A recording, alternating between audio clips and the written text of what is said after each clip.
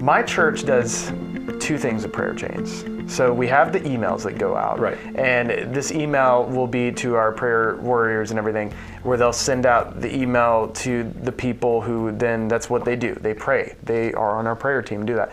But then like if it's a specific person within a specific ministry at our church, they just text for that, and they'll just text the whole group of people. So like in worship team, if someone has some issue going on or something needs prayer, like I'll get a text message occasionally about that and stuff, or an email or both. And I think that's such a good take on prayer chains, where it's like, yes, you can have your prayer chain ministry, but then you also like disseminate this down to on a level of your discipleship groups or your different teams at your church, where it's like, it's almost like little mini prayer chains all around your church and all these different ministries. Yeah. I just love that approach. I think that's such a good way to do prayer chains. So it's more like a ripple rather than just creating just one more link in that chain. Instead of just like one massive prayer chain where you do run the risk of having a lot of people be a part of it but just ignore it because you know, life happens.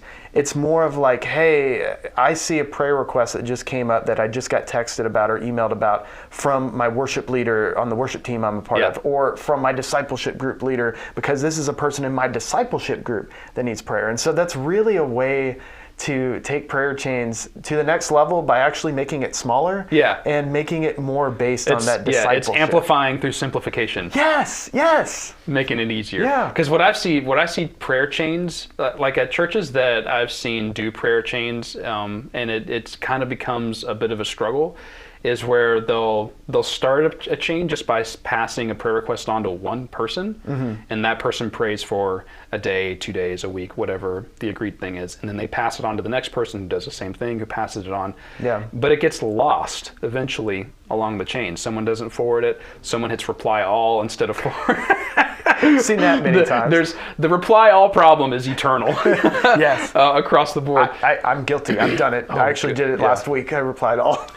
But it's better to have something like a program where you can segment it and then just send it out to everyone that needs it, rather than rely on each individual person to pass it along. And just like what you're talking about, it can be passed on to somebody and then they can be responsible for texting it to their little group, whether it be a ministry team or a discipleship group, small group, Sunday school class.